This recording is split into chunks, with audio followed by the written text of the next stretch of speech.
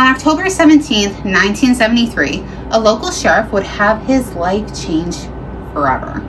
Hi, my name is Brittany, and if you're not subscribed yet, go hit that subscribe button as we dive into the really strange encounter, which is known as the Falkville Metal Man. Now, this encounter actually falls during the time of the 1973 UFO flap. This was one of the largest number of sightings of UFO encounters in history. It's often referred to as the Autumn of Aliens, and it's this time period where there were hundreds of reports involving high-speed maneuvers, glowing objects, and close encounters with aliens and UFOs. However, Chief Greenhaw probably wasn't really aware of any of this at this time. Chief Greenhaw was hired as the chief in Falkville, Alabama in January of 1973. He was only chief for less than a year when all of this happened. On October 17, 1993, Chief Greenhaw would get a rather strange call. The call was from an anonymous woman saying that there was a UFO with blinking lights landing in a field on the outskirts of town, in a field that was owned by Bobby Summerford. And even though it was his day off, the chief still suited up, called up the duty officer to report where he was going, and set out to investigate. When he arrived, he would patrol the pasture for about 15-20 minutes, but came up with nothing. He was like, okay, nothing's here, and just kind of thought it was a prank call. However, as Chief Greenhaw was leaving the field on a small dirt road, he would see a figure standing in the middle of the road. At first, he thought it was Bobby Summerford, the owner of the field, wondering who was on his property, which makes sense. But that changed as his headlights would shine on the figure, only to fully illuminate it. There, in the middle of the road, around 75 feet away, was a silver-clad humanoid being. The being was a little taller than 6 feet and was wearing a full spacesuit type outfit that was entirely made of silver metal and had a skinny little antenna on the top of its head. Chief Greenhaw stated that it looked like his head and his neck were kind of made together. The being was really bright, something like rubbing mercury on nickel, but smooth as glass. Different angles would give different lighting. The suit appeared to be a single piece of material. It had no seam where the neck met the head, and the whole suit reflected brightly. His initial thought was that the being was wearing aluminum foil, but after the encounter, he, looked around, and there was no pieces of it anywhere. As you probably know, aluminum foil rips very easily, so it would have been likely to find a piece if that was the case. Chief Greenhaw honestly had no idea what he was looking at. So he opened the door, got out, and decided to talk to the creature, saying, "Howdy, stranger," but got no response. So he grabbed his Polaroid camera that he would use for photographing crime scenes and started taking pictures. The being stayed perfectly still. It was at that point that Chief Greenhaw would reach in the car to turn on the blue lights to see how reflective the material actually was. But when he went to look at the being again, it was moving away from him. At this point, he would start chasing the creature, but it was not moving at a humanly pace. Greenhaw would state it wasn't moving like you or I would move. It's like it had springs on its feet or something. He would chase the creature up to a speed of 35 miles per hour, which obviously humans can't run that on foot. It's way too quick. The being was running and leaping. It was very uncoordinated and moved awkwardly. Greenhaw was trying to keep up with this creature, and he was trying to keep it in its headlights, but he ended up losing control of his car and would get stuck, which kind of forced him to watch the creature disappear into the darkness. Now, accounts vary of Chief Greenhaw sharing his encounter and the photos with other officers and the press. However, by October 19th, Jeff Greenhaw would become famous, but not in a good way. His name was in papers across the country, and people would not take very kindly to his experience. He would be made fun of by fellow officers and townspeople. Most thought that he made it up, or at the very least was a victim of a prank.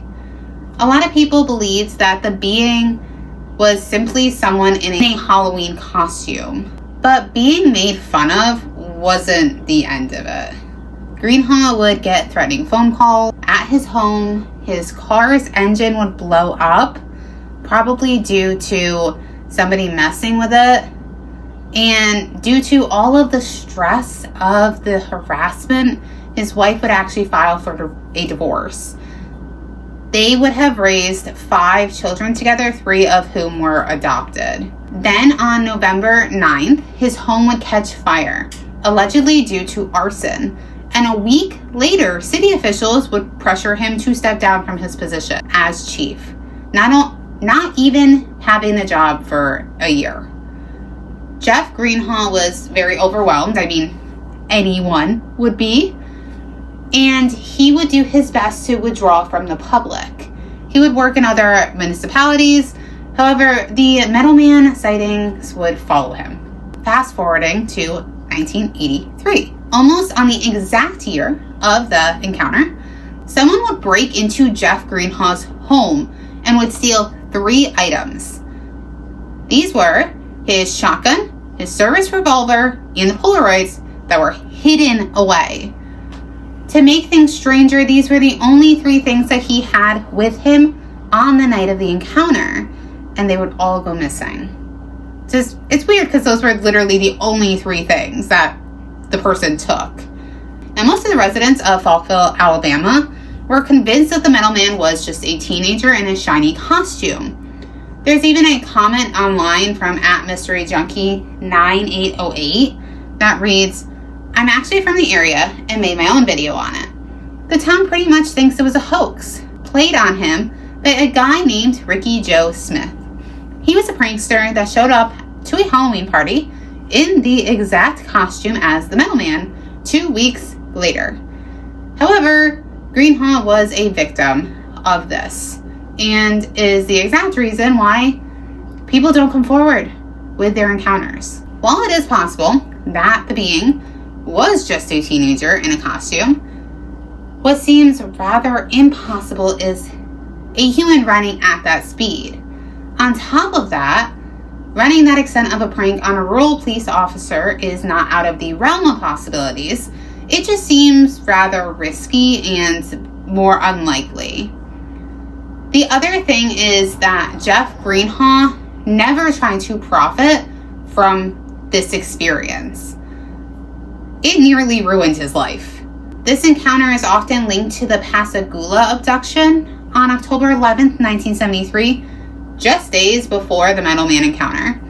Charles Hickson and Calvin Parker were out fishing on the Pascagoula River in Mississippi when they claimed they were abducted. They would describe a 30 to 40 foot blue lit oval shaped craft where 3 creatures with crab-like claws, pointed ears, and no visible eyes would take them, leaving them paralyzed but awake.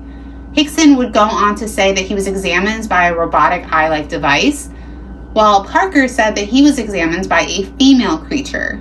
Although the sheriff was initially skeptical, he ended up believing them after the 2 men were left alone in a room with a tape recorder where they would talk about their terrifying experience.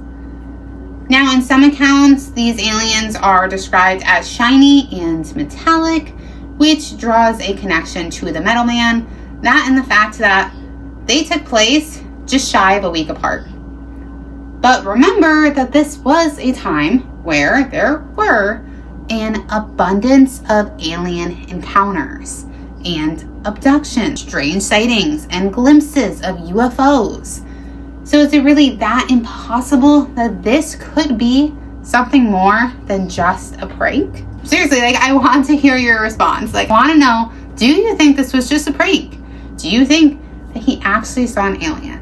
The inhumane speed of the creature. it didn't, like, it literally stood there as he's taking pictures of it and shining a light on it, like it's in the headlights. And then it's until he changes the light that the creature ends up running. It's definitely interesting. I obviously believe in aliens. For anybody that's not new to my channel, you know this. I've always been very fond of aliens. They really interest me.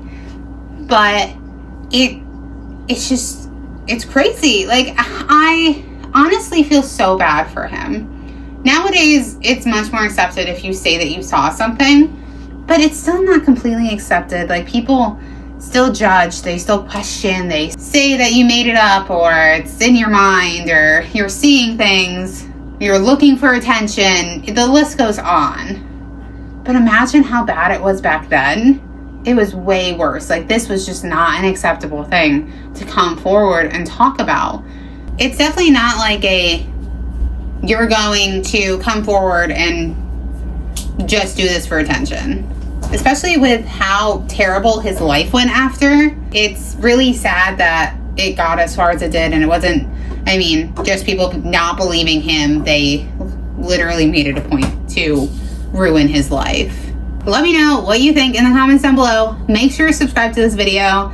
My house is kind of tore apart right now, so sorry. But if I get to 5,000 subscribers, then I will investigate S.K. Pierce mansion alone. Now, this is the place where I literally got kicked in the back of my leg very hard in the basement, where my leg buckled. Like, it was actually quite painful, and where there was definitely male spirits up there that didn't really love me asking questions about certain things. But I will go there alone if I get to 5,000 subscribers. So make sure you subscribe, make sure you share, and help me get there. I'd really appreciate it. Until my next video, I love you guys. Bye.